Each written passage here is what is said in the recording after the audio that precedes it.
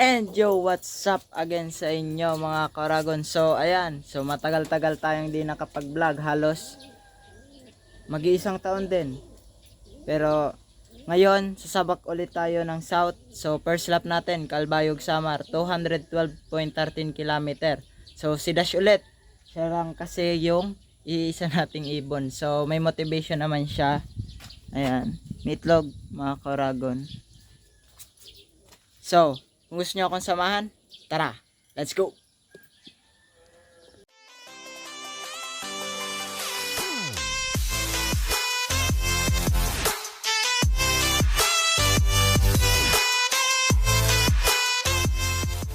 And yun nga mga Karagon, so mag-aabang tayo ng ibon natin na si Dash. So nabitawan sila kanina lang 6:30. So time check is 9:12 na mga Karagon. So nakahanda na rin yung camera natin.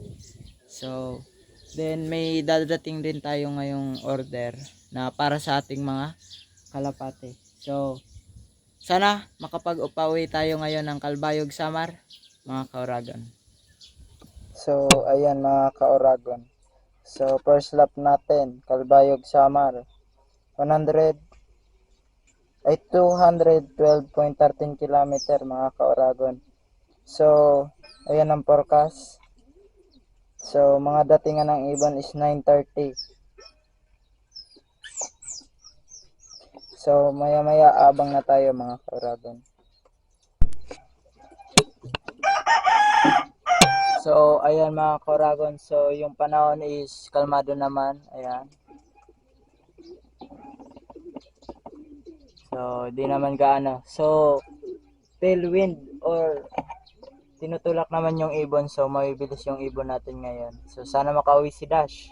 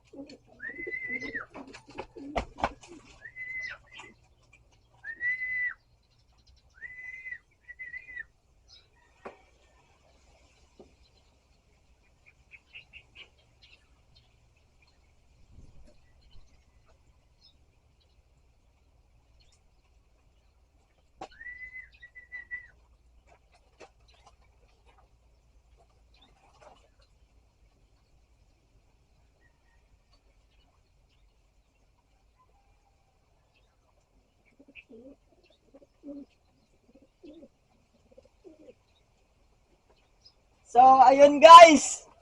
Nakapagpawi tayo. Ayan, mga Koragon. Ah, ayan. Si Dash. So, sticker niya, G9662V. Ayan, mga Koragon. Di makita. Ayan. G9662V. Ayan, mga Koragon.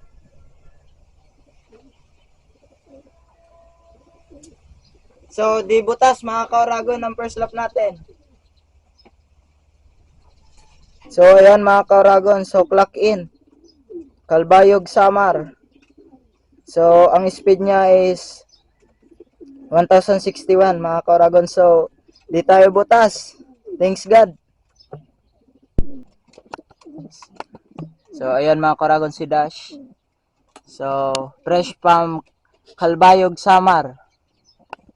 So, speed niya is 1061.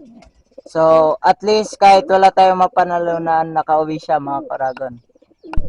So, ayun nga mga Koragon. So, dito duman si Dash. Yan, dyan. Dito. So, di nakuha na ng video kasi nakatutok lang to dito sa loop natin. So, ayos pa rin yan. At least, hindi tayo butas ng first lap mga Koragon. So, 1061 yung speed. Then, super motivated naman siya dahil, ayan, may itlog kasi mga Koragon yung kanyang asawa. So, papahingayin lang natin maya maya din, mapapakain na rin tayo ng mga ibon natin. Ayan mga Koragon. Ayan pa. So, mga bitong nandito sa baba. So, thank you Lord, nakapagpauwi. So, ayan ka, mga Koragon si Dash. So, katapos niya lang uminom at kumain. Ayan, so, back to recovery na naman tayo mga Koragon para sa second lap. Second lap mga Koragon. So, Tacloban Leyte. And yun nga mga Koragon. So, success naman yung conditioning natin kay Dash. So, napatunayan na rin natin na kahit ganito lang, yung mga sistema natin is makakapagpawi tayo ng ibon. So, nakakabigla, Kalbayog Samar, nakapag 1,000 ang speed natin mga Koragon. So, good na yon. So, at least di tayo butas ng first lap. So, bawi tayo, Tacloban Leyte mga Koragon. Second lap namin yun ng South 2024. And yun nga mga Koragon, so dito ko na rin tatapos yung vlog natin para sa araw na ito. At huwag nyong kakalimutan na i-click yung subscribe button dyan sa baba at bell button para lagi kayong notify sa mga bagong videos na ilalabas ko mga Koragon. So keep safe, iningat, goodbye.